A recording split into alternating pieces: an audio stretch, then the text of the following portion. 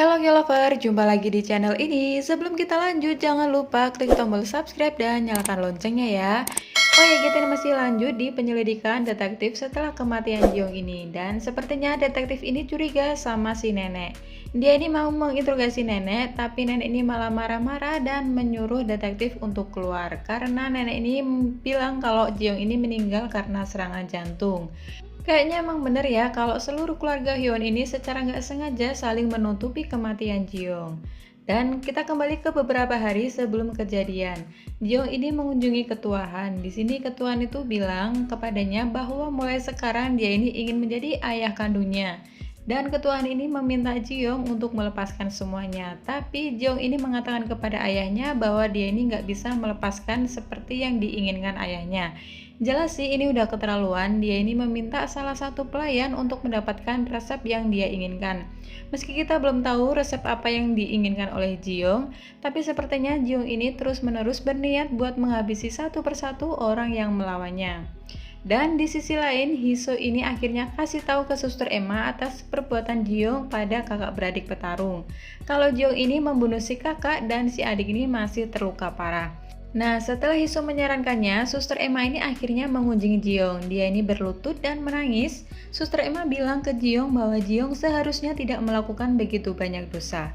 Tapi sayangnya Jiong ini nggak mau berhenti. Di sini Jiong ini justru meminta Suster Emma untuk tidak berdoa lagi untuknya dan meminta agar menghentikan Hiso biar nggak bawa Hajun ke luar negeri. Tapi di sini Suster Emma menolak. Setelah Hiso dikatakan amnesia, dia ini akhirnya mengunjungi Suster Emma dan bertanya mengenai masa lalu Jiong. Hiso sedang berusaha untuk mengembalikan ingatannya. Suster Emma akhirnya cerita kalau setiap kali memikirkan Jiong, hatinya terasa sakit. Suster Emma ini melihat kelahiran dan pertumbuhan Jiong. Dia tuh selalu berpikir kalau Jiong hidup dengan baik di rumah keluarga Hyowon Group. Tapi ternyata Jiong selalu merasa kalau dirinya ini nggak dianggap sebagai anak keluarga Hyowon karena tidak memiliki darah keluarga Hyowon. Selanjutnya, Lee Hye-jin ini kasih kesaksian di kantor polisi setelah kematian Jiong. Lee Hye-jin ini bilang kalau nggak mungkin Hiso yang membunuh Jiong, walau bagaimanapun Jiong adalah ayahnya Hajun.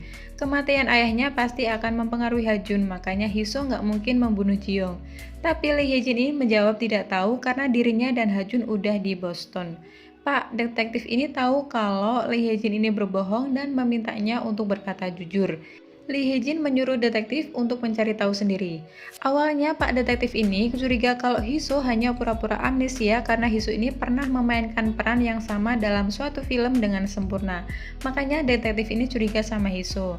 Tapi setelah detektif itu menemui So-hyun, dia ini menemukan kalau jari So-hyun itu terluka. Detektif kemudian bertanya siapa orang yang jatuh dan terluka parah bersama dengan Jiong. Orang itu pasti terluka, tapi detektif dapat telepon dari rumah sakit kalau Hiso ini memang benar-benar terluka parah saat kejadian meninggalnya Jiong. Sekarang detektif ini menyingkirkan Hiso dari daftar tersangka karena Hiso jatuh bersama dengan Jiong, berarti Hiso juga korban di sini ya. Terus detektif ini minta agar So-hyun ini menunjukkan tangannya. Dari jari So-hyun ada yang terluka. So-hyun ini bilang kalau jarinya itu terluka saat bekerja. Sekarang detektif ini sedang mencari tahu siapa yang membawa Hiso ke rumah sakit. Orang yang membawa Hiso ke rumah sakit bisa jadi saksi kunci. Dan di ending episode ini, detektif ini dapat laporan dari rekannya kalau yang memanggil ambulan dan membawa Hiso ke rumah sakit saat hari kejadian adalah So-hyun, bukan Lee Hye-jin.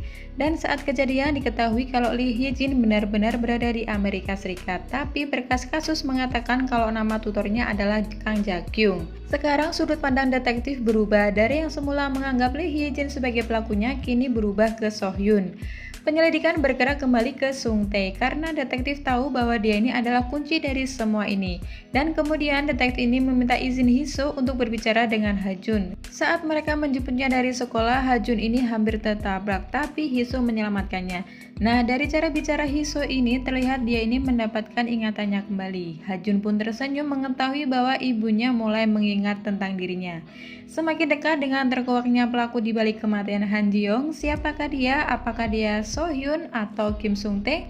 Kita tunggu aja di next episode. Sekian dan sampai jumpa di video kita selanjutnya. Terima kasih.